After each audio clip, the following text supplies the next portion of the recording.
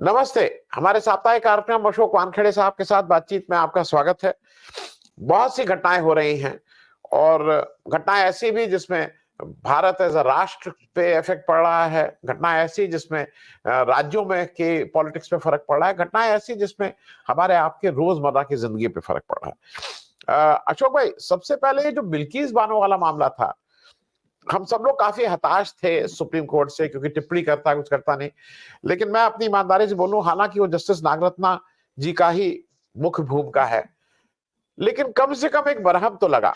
जो बाकी जो होना है नहीं होना है, और मरहम ही नहीं लगा, बहुत साफ साफ शब्दों में उन्होंने कहा कि abuse of power bye Gujarat government.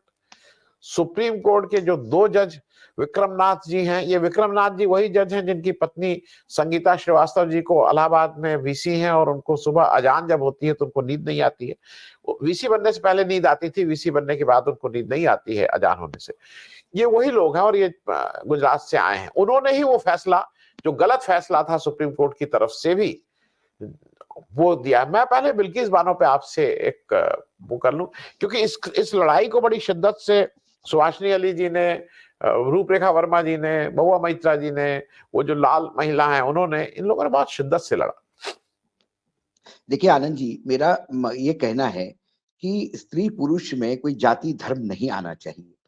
कोई भी स्त्री हो, किसी भी धर्म की हो, किसी भी जाति की हो, वंदनीय है। इसीलिए स्त्री शक्ति मानी जाती है। मुझे ताज्जुब लगता है कि हमारे प्रधानमंत्री जी ट्रिपल तलाक को लेके मुस्लिम बहनों के प्रति कितने आहत थे, और ट्रिपल तलाक का उन्होंने कानून पास कर दिया और कहा कि ये मेरे मुस्लिम बहनों के लिए है। जब गैस सिलेंडर घर में बच जाता है तो कहते हैं कि मेरी बहनों की आंखें और फेफड़े ठीक रहते हैं धुएं से। महिला शक्ति वंदन अधिनियम आता है 33%। इतनी महिलाओं के लिए अभी आज मैंने ये खबर सुनी है कि अब जो महिला किसान है उनको जो 6,000 से 12,000 जो जो आत्मसम्मान राशि या जो भी कहे आप, वो होने जा रही है। जब महिला के लिए आप इतने संवेदनशील हैं, तो मुझे ये नहीं समझ में आता कि किसी महिला के साथ सामूहिक व्यभिचार करने वाले लोगों को छोड़ा कैसे जाता है, और छोड़ना ही नहीं महत्वपूर्ण, छोड़ने के बाद उन लोगों का समाज में स्वागत भाजपा के नेता कैसे करते हैं? क्या आप उस भाजपा के नेता हैं? उसी भाजपा के सबसे बड़े नेता हैं, जो भाजपा आपको एक रोल मॉडल के रूप में देखती है? क्या ये आपके चेले-चपाटे इतने निचले स्तर पे जाते हैं? ये व्यभिचारियों को भी वो सम्मानित करते हैं? मुख्य रूप से इसमें 2-3 बातें जो जज ने कही। सबसे पहले सर्वोच्च न्यायालय ने इस बात को रेखांकित किया कि गुजरात गवर्नमेंट ने फ्रॉड किया है। It was a fraudulent act. High court, CBI, जिस कोर्ट में ये केस चला, उनके तमाम जज का ओपिनियन था कि ये छूट नहीं देनी चाहिए। लेकिन आपने ऐसे कोर्ट से ओपिनियन दिलवाया जिस कोर्ट में ये केस नहीं चला। दूसरी बात, हाई कोर्ट मुंबई ने ये सजा दी है, तो ये जुरिडिक्शन ही गुजरात गवर्नमेंट का नहीं होता है। तीसरा जो आनंद जी, जो सबसे खतरनाक जो चीज मुझे लगती है, ये लोग ये नहीं कह सकते कि सम्मान किसी और ने किया, गुजरात गवर्नमेंट ने किया, हम क्या कर सकते हैं इसमें। इसमें गृह मंत्रालय पूर्ण रूप से इन्वॉल्व है। वो इन्वॉल्व इसलिए है कि गृह मंत्रालय की तरफ से एक सर्कुलर जारी हुआ कि अमृत महोत्सव के उपलक्ष्य में हम कुछ कैदियों को सजा देना चाहते हैं। यदि वो सीबीआई या आईएनए के भी मुजरिम हो, तो भी सजा में छूट पा सकते हैं। लेकिन 12 कैटेगरी के गुन्हे हैं जिनके गुनहगारों को सजा माफ नहीं दी जा सकती। उसमें व्यभिचार, महिला के साथ व्यभिचार, ये भी एक क्लॉज था। उसके बाद गुजरात सरकार इन 11 आरोपियों को बिल्किस बानो के छोड़ने की अनुमति केंद्र सरकार से मांगती है। केंद्र सरकार सीआरपीसी 435 के तहत उनको ये परमिशन देती है। 435 ये कहता है कि यदि राज्य किसी को छूट देना चाहता है तो केंद्र इसकी अनुमति दे सकते हैं अकॉर्डिंग टू मेरिट्स।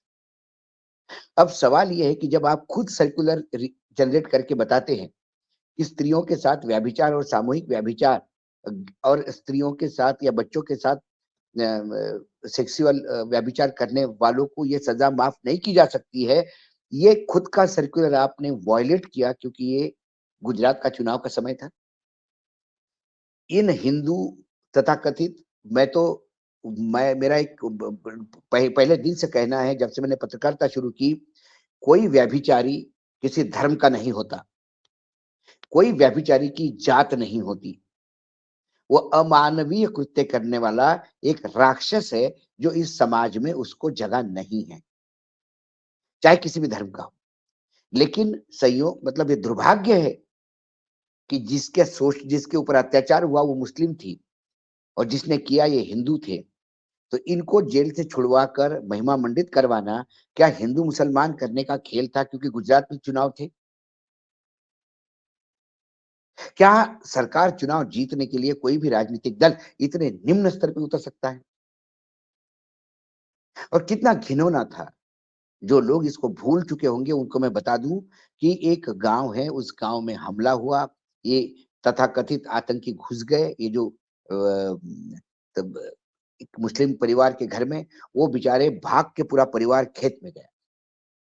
वो पूरा परिवार खरी खेत में जाके छुपा। ये लोग वहां गए, 11 लोग उसके परिवार में थे, 17 लोग उसके परिवार में थे, उसमें से 6 भाग गए, जो आज तक पता नहीं कहाँ गए। वो भाग गए या उनकी हत्या हो, कुछ पता नहीं। जो बाकी 7 बचे थे, उन 7 की बेरहमी से तलवारों से काट के हत्या की गई। इस बिल्किस बानो जो 5 महीने की प्रेग्नेंट थी, वो सब देख रही थी अपने आंखों से, वो चिल्ला रही थी, मदद मांग रही थी। फिर उसके हाथ से 3 साल की बच्ची छीन के ली और उस बच्ची को पटक पटक के जमीन पे उसकी हत्या की गई, छोटी बच्ची को, उस माँ के सामने। क्या गुजरी होगी उस माँ पे। और उसके बाद 5 महीने की उस प्रेग्नेंट महिला के साथ इन 11 लोगों ने व्यभिचार किया, उसकी इज्जत लूटी। पूरा देश सिहर गया था, पूरे विश्व की मानवता शर्म से सर झुका रही थी और इसकी सजा हुई। ऐसा भी नहीं कि ये सिड़े, इनमें से 11 लोगों को सजा हुई। अब मैंने सुनने में यह आया है, जो खबर मेरे पास आ रही है गुजरात से, ये जो लोग छूट के आए थे उनमें से कई लोग गायब हो गए अभी वो नॉन ट्रेसेबल है। बताइए आप, ये किसकी जिम्मेदारी होगी कि उनको वापस जेल में भेजना? अब वो फरार बताएंगे। गुजरात की पुलिस है। जिस समाज में उनका स्वागत होता होगा, वो समाज क्या पकड़वा के देगा इनको? स्वागत करने वालों को भी सोच लेना चाहिए, उनके घर में भी बहनें हैं, उनकी भी माँ है, उनकी भी पत्नी है और उनकी भी बेटियां होगी।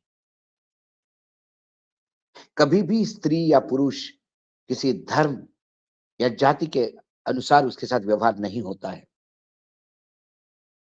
फिर ये संविधान क्या वाकई अपने देश में लागू है? ये राम राज्य कहलाता है यदि 35 साल से बीजेपी सत्ता में है गुजरात में और ये घिनौना प्रकार गुजरात में होता है और डबल इंजन की सरकार 10 साल से है। तो डबल इंजन की सरकार के मायने यदि ये है तो हमें नहीं चाहिए ऐसी डबल इंजन की सरकार, हमें नहीं चाहिए ऐसा राम राज्य।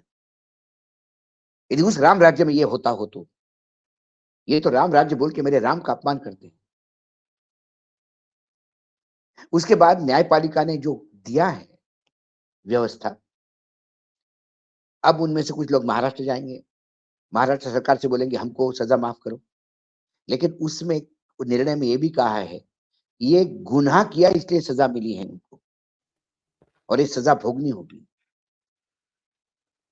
जी जी ये एक जी। लैंडमार्क जजमेंट है आने वाले समय में। लेकिन प्रॉब्लम क्या है आनंद जी, ऐसे कई लैंडमार्क जजमेंट 2014 के बाद आए, लेकिन जब बेशरम पने की चद्दर ओढ़ ली हो आपने, नैतिक मूल्य आपने गटर में फेंक दिए हो और एक बहुमत होने का जो दंभ है, जो अहंकार है, उसके घोड़े पे सवार होकर आप अपनी मनमानी करते हुए तमाम लोगों के सपने रोंद रहे हो, संविधान को रोंद रहे हो, गरीबों को, दलितों को, पिछड़ों को, किसानों को रोंद रहे हो। तो ऐसे लोगों जी को ये निर्णयों से क्या फर्क पड़ेगा? जी संवेदनशील समाज को भी होना चाहिए, समाज को भी ये सवाल पूछना चाहिए अपने विधायकों को और सांसदों को, क्या बिल्किस बानो के मामले में क्या आप ये कर देते हैं? ये तो बिल्किस बानो का मामला था। बीएचयू में जो आईआईटी की लड़की थी वो तो बेचारी हिंदू थी, उसके ऊपर अत्याचार, उसके साथ व्यभिचार सामूहिक करने वाले भी हिंदू थे। लेकिन देखिए क्या राम राज्य चल रहा है इनका, कि वो लोग 1 तारीख को ये व्यभिचार करते हैं, 4 तारीख को उनका चेहरा सब पता पड़ जाता है कि कौन है, लोग चिन्हित हो जाते हैं और उसके बाद 1 महीने तक उन लोगों को मध्य प्रदेश में चुनाव प्रचार के लिए जाने दिया जाता है और जब पकड़ लिया जाता है तो उनको अभी पुलिस कस्टडी ने भी ले लिया। जब से अरेस्ट हो गए तब से वो जुडिशियरी कस्टडी में है। क्या न्याय मिलेगा उस बच्ची को? क्या गुनाह है उस बच्ची का? उत्तर प्रदेश में जन्म लेना गुनाह है? जिस भूमि पे राम ने जन्म लिया वहां जन्म लेना गुनाह है? क्या उस लड़की को यह पता ही नहीं था कि जहां जन्म लेने जा रही है वहां सिर्फ राम एक बार जन्म ले चुके हैं, बाकी रावणों की भूमि हो चुकी है वो। दुशासन और दुर्योधन पलते हैं वहां पे। क्यों 1 महीने तक बुलडोजर बंद रहा भाई? डीजल नहीं था क्या? पेट्रोल नहीं था क्या बुलडोजर में? या वो भाजपा के नेता थे इसलिए उनको सदाचार विचार करने के लाइसेंस मिला हुआ है? ये सवाल है जिसके जवाब देने पड़ेंगे इनको और समाज में सवाल जी पूछने चाहिए। जी और ये मैं बिल्किस बानो के केस के बाद ही मैं आनंद जी फिर से कह रहा हूं, मेरा मानना है कि उन बीजेपी के नेताओं की, युवा नेताओं की हिम्मत इसलिए हुई कि उन्हें मालूम है कि यदि हम बीजेपी के हैं तो हम व्यभिचार करने के बाद भी पूजे जाएंगे। जैसे बिल्किस बानो के मुजरिम पूजे गए, आरती जी उतारी गई जी उनकी। तो इनकी हौसला अफजाई होती है, इन लोगों का दिल खुल जाता है। ये दूसरे की लड़कियां अपनी निजी मिल्कियत समझते हैं। ये होता जी इसलिए है क्योंकि बिल्किस बानो के मुजरिमों को महिमा मंडित किया गया।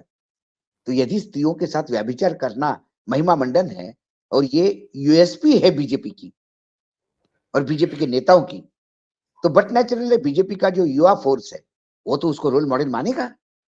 जी जी मैं अशोक भाई सिर्फ दर्शकों को 2 चीजें बता के मैं अगले प्रश्न पे आ जाऊं।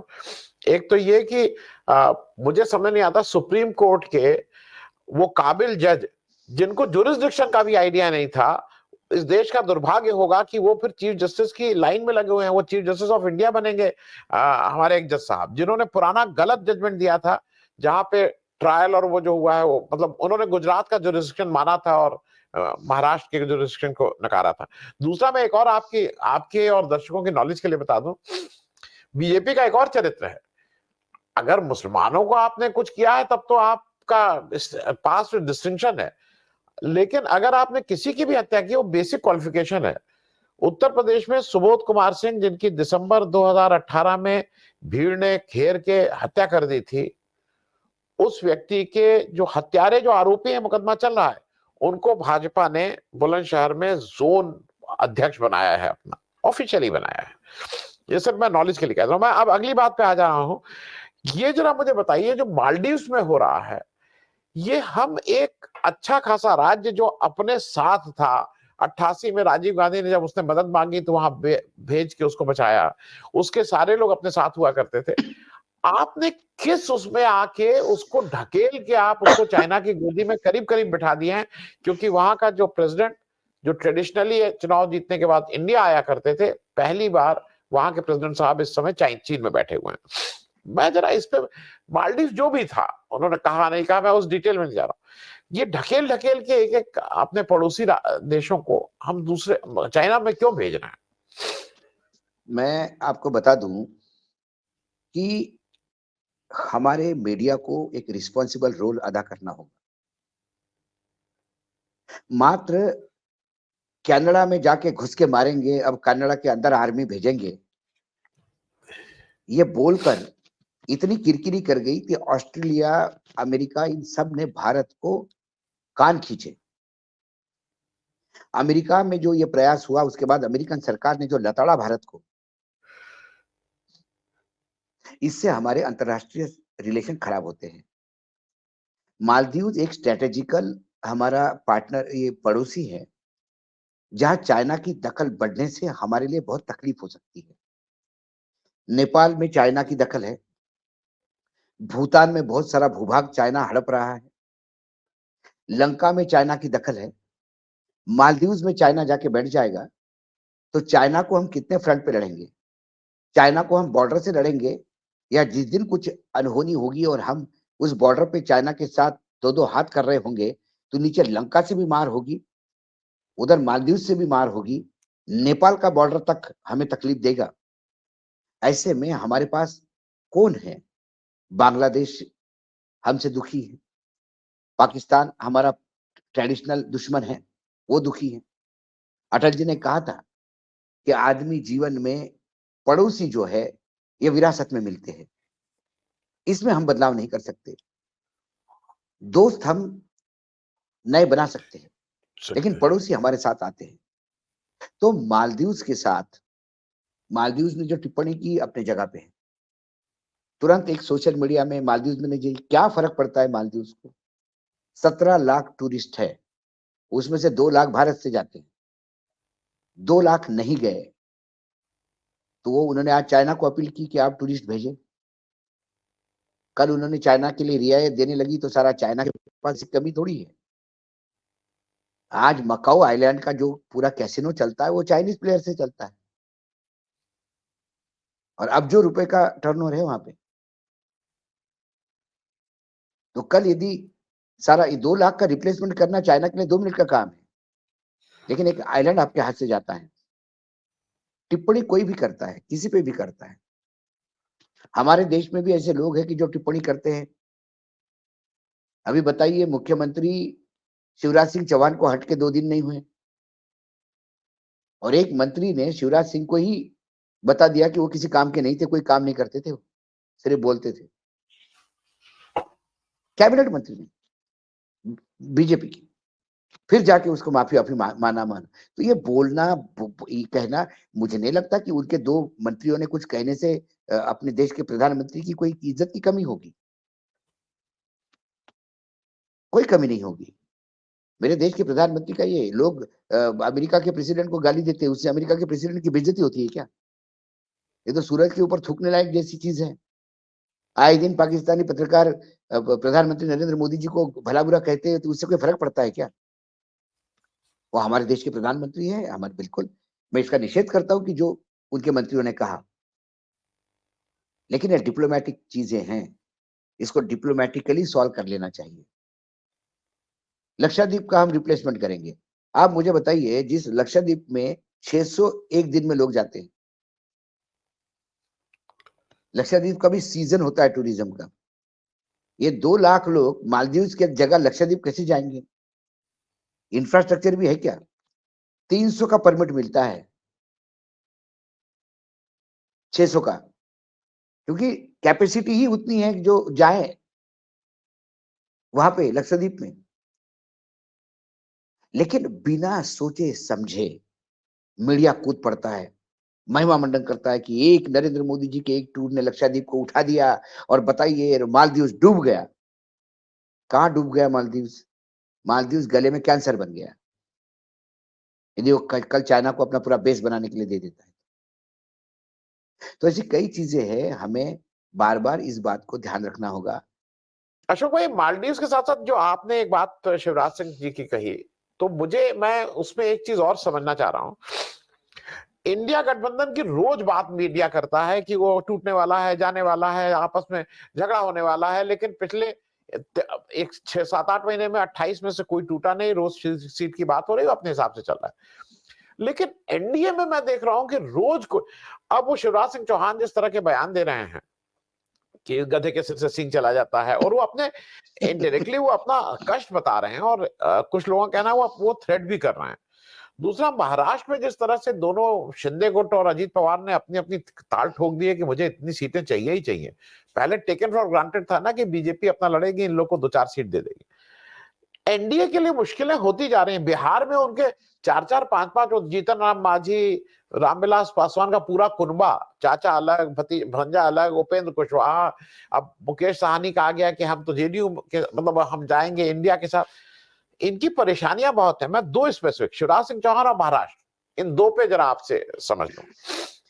ये 2 के बाद एक तीसरा भी मैं जोड़ूंगा उसमें। 2 में ये है, महाराष्ट्र में ये है कि शिवसेना, उद्धव ठाकरे कहती है कि हमारे इतने सांसद थे, 18 सांसद थे, हमें 18 सीटें चाहिए। एकनाथ शिंदे भी कहता है कि मेरे भी 18 सांसद थे, मेरे भी को 18 चाहिए, क्योंकि शिवसेना के सांसद दोनों क्लेम कर रहे हैं। अजित पवार उधर वो पूरा एनसीपी का पूरा क्लेम कर रहा है कि वो जितने भी 8 थे वो मेरे थे, वो भी कह रहे हैं कि 8 थे मेरे थे।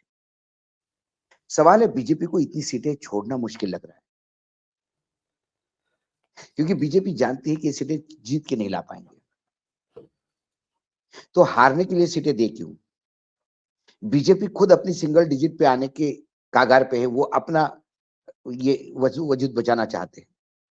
उनको लगता है कि हम ज्यादा सीटें लड़ेंगे तो कम से कम थोड़ी बहुत जो हमारी इधर उधर का नुकसान होगा वो कहीं और से भरपाई होगी, डबल डिजिट तो पहुंच जाएंगे, इसलिए वो ज्यादा सीटें लड़ने चाहते हैं, इसलिए वहां झगड़ा है।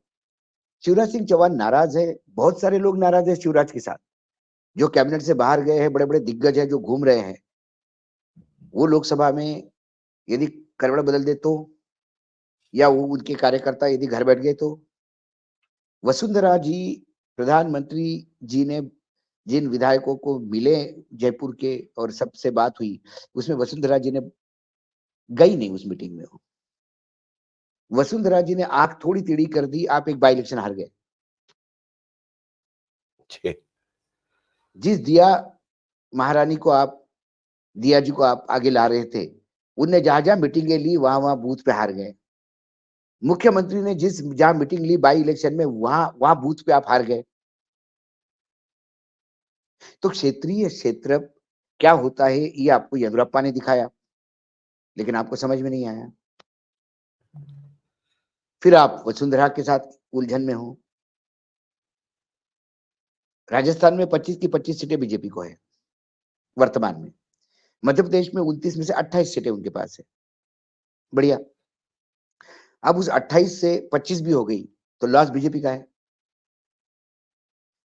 28 से 29 होगी नहीं, क्योंकि वो कमलनाथ का जिला है, आज भी सारे विधायक उसी के पास है कांग्रेस के, तो वो तो सीट नकुल नाथ की निकल जाएगी।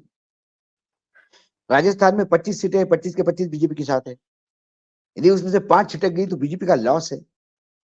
लेकिन राजस्थान में 25 आने से बीजेपी को गेन कोई नहीं है, टैली में टैली उतनी है। महाराष्ट्र, जी बिहार और बंगाल, ये 3 राज्य जहां तकलीफ वाले हैं, और तीनों राज्यों में जो इनके पार्टनर है वो इनको नानी याद दिला रहे हैं। सवाल ये है, उत्तर प्रदेश में भी अपना दल ज्यादा सीटें चाह रहा है अभी। अपना दल से फीलर्स कांग्रेस को भी गए हैं, अविनाश पांडे को मिलने मिलाने के। तो आप समझ जाइए बात कहां कहां हो रही है। क्योंकि इस बार कांग्रेस उत्तर प्रदेश में इतना कमजोर नहीं लड़ेगी, क्योंकि उनने भी एक अपना ऐसा सिपा सलार भेजा है कि जो राजस्थान, झारखंड, हर जगह उसने लोहा लिया है, पुराना चावल है संगठन का आदमी है, फुल टाइमर है और पूरी तरह फुल से। टाइमर है वो अविनाश पांडे। वो भूल गए कि वो नागपुर के हैं। और अविनाश के साथ एक एडवांटेज ये है, अविनाश जी के साथ, कि वो पहले सेक्रेटरी रह चुके हैं उत्तर प्रदेश के दिग्विजय के साथ। यूथ कांग्रेस के उनके संबंध है, और बेसिकली यूपी का समाज परिवार है वो, जो पिछले 4 जनरेशन से नागपुर में सेटल्ड है। लेकिन सारे रूट्स वही मध्य प्रदेश और यूपी के वही रूट्स है उनके। तो कुल मिला के अब जिस हिसाब से कांग्रेस यूपी में गियर अप हो रही है, क्योंकि कांग्रेस आप 2.25% पे जो कांग्रेस आ गई थी, वो यदि कांग्रेस रीजनरेट होती है और थोड़ा बहुत परसेंटेज में फर्क पड़ता है, तो वो परसेंटेज बीजेपी का कटेगा, समाजवादी और बहुजन समाजवादी बीएसपी का नहीं कटेगा। जी कांग्रेस यदि लेगा अपना मतदान, तो वो जो गया है बीजेपी को, वो वापस अपने फोल्ड में लाने का प्रयास करेगा। जी तो तकलीफ अशोक बीजेपी को है। जी अशोक भाई, मैं एक अविनाश पांडे जी के बारे में एक चीज इसलिए कह दूं, मैं आज तक मिला नहीं हूं, लेकिन जितना उनका वो सब वो है, एक तो विनम्र आदमी है, सबके लिए उपलब्ध आदमी है, क्योंकि राजनीति में की बड़ी चीज होती है। और तीसरा एक बड़ा, उनका अपना कोई फैक्शन नहीं है, उनका एक कोई फैक्शन नहीं कि ये मेरा आदमी है, उनका आदमी है, उनका आदमी, उनका कोई फैक्शन नहीं है। हर एक से मिलते हैं, हर एक के लिए उपलब्ध है, विनम्र है, ठीक से बात करते हैं, तमीज से बात करते हैं, कहीं ऐंठ किया वो नहीं है। तो मुझे लगता है ये चीजें आज की राजनीति में भी थोड़ी मुश्किल चीजें हैं, और खास करके जो इंचार्ज होके और आता है वो तो। दूसरा दूसरा बात है कि जो मैं कई राजनीतिकों को देखता हूं, जैसे मैं दिग्विजय सिंह जी को भी मैंने जब देखा है, ये लोग डायरेक्ट मैंडेट लेके आते हैं ऊपर से। दिग्विजय जी यदि कोई काम करेंगे तो वो सोनिया गांधी, राहुल गांधी, प्रियंका गांधी इनसे चर्चा करके पूरा मैंडेट लेके आते हैं कि उसके बाद वो कोई डिसीजन लेंगे तो उसमें कोई इंटरफेयर नहीं होता। तो ये पक्की अविनाश बात। पांडे उन्हीं में से, वो पूरा मैंडेट लेके आते हैं। वो सोनिया गांधी जी से मैंडेट लेके आए, राहुल जी से एडवाइस लेके आए, और immediate general secretary incharge Priyanka ji थी, तो प्रियंका जी से पूरा फीडबैक लेके आए। तीनों को जी पता है ये क्या करने जा रहे हैं। इसलिए जो आए बाएं दलाल टाइप जो लोग होते हैं, जो जिनको हम छर्रे कहते हैं, कि जो घूमते रहते हैं नेताओं के नाम पे, और प्रियंका जी के यहाँ तो बहुत बड़ा कुनबा था इन छर्रों का। प्रियंका जी का असफल होने का वजह ही प्रियंका गांधी नहीं थी, उसने मेहनत बहुत की थी, लेकिन ये जो उनके जो कैबिनेट थी, उनकी किचन कैबिनेट और जो चौकड़ी थी, उनने इतना बर्बाद कर दिया पार्टी को कि 2.25% पे आए। वो चौकड़ी को जगह नहीं है उत्तर प्रदेश में अब। ये तो कम से कम दिखाई देता है अभी। जी जी। मैं इसलिए बस मुझे चलते लगता है कि चलते उत्तर प्रदेश में भी। जी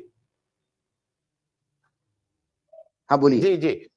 अशोक भाई, मैं चलते चलते बस एक चीज, क्योंकि उत्तर प्रदेश में इस समय राममय हो रहा है, तो उसमें बिल्कुल। लेकिन एक तरफ हमारे मोदी जी जा रहे हैं, वो कह रहे हैं कि मैं बस सब कुछ वही कर देंगे, पूजा भी कर देंगे, अर्चना भी कर देंगे, घंटी भी बजाएंगे, आरती भी करेंगे।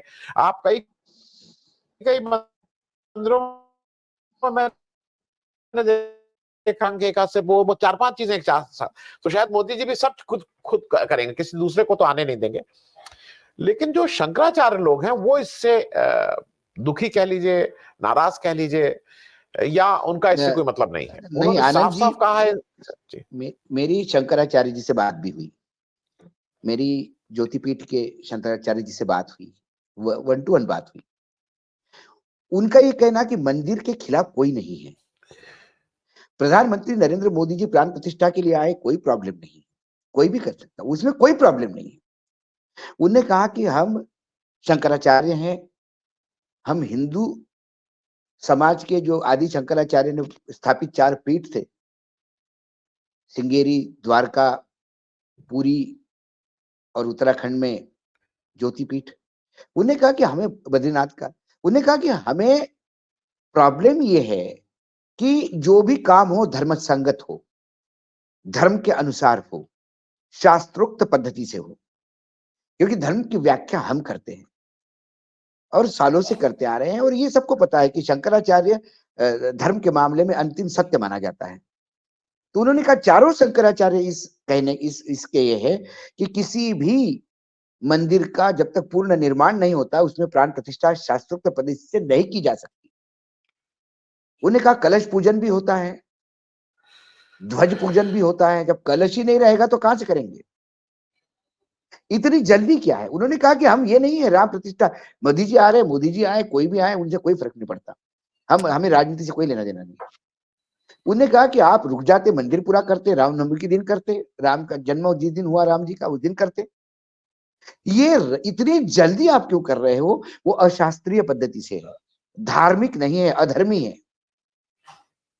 और उनका क्रोध इस जी बात पे था कि एक आदमी छिछोरा, मतलब वो संघ का प्रचारक होने से शंकराचार्य से बड़ा नहीं होता, मुझे माफ कीजिएगा। आनंद जी, मैं एक सनातनी हिंदू हूं, मैं भगवान में विश्वास रखता हूं, चाहे लोग मुझे गलत कहे या अंधश्रद्धा कहे, कुछ भी कहे, मैं भगवान में विश्वास रखता हूं, मैं पूजा करने वाला इंसान हूं, भगवान के प्रति समर्पित हूं, इसमें मुझे कोई दो मत नहीं है।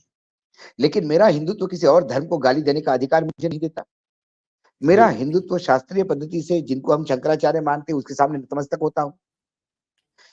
ये कौन है राय? इसकी क्या औकात है चंपक राय की? तो ये कहे कि शंकराचार्य की जरूरत नहीं है इस मंदिर में, ये रामानंद पंथ का मंदिर है। ये तो हमने आज सुना। सर्वोच्च न्यायालय ने जो निर्णय दिया उसमें ये कहा था कि एक ट्रस्ट बनाइए और वो ट्रस्ट मंदिर का निर्माण करेगी। मंदिर का निर्माण करने के बाद मंदिर के अंदर भगवान की प्राण प्रतिष्ठा, ये धार्मिक आयोजन है, और इस धार्मिक आयोजन में शंकराचार्य नहीं चाहिए, ऐसा बोलने वाला ये उद्धट इंसान कौन है?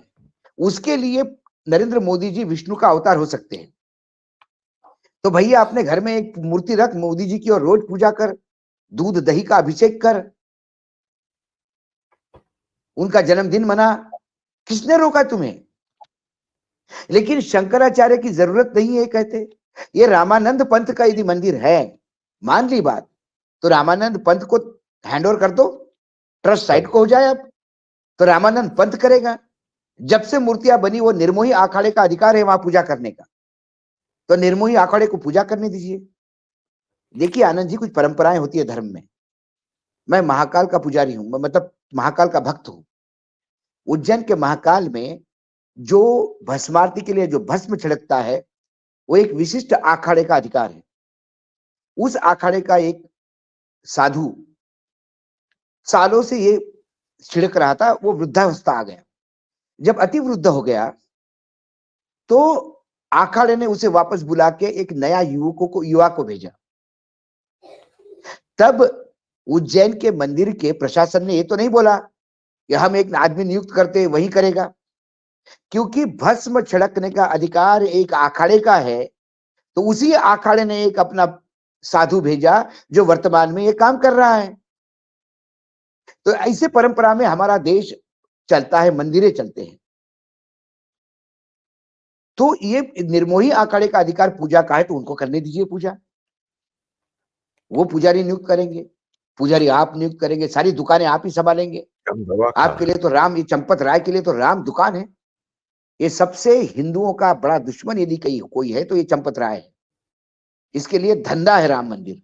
कभी जमीनों के विवाद में अटकता है, कभी गौशाला के विवाद में अटकता है, कभी कहता है कि अडवाणी जी वृद्धावस्था में आने की जरूरत नहीं है। तू कौन है भाई अडवाणी जी को मना करने वाला?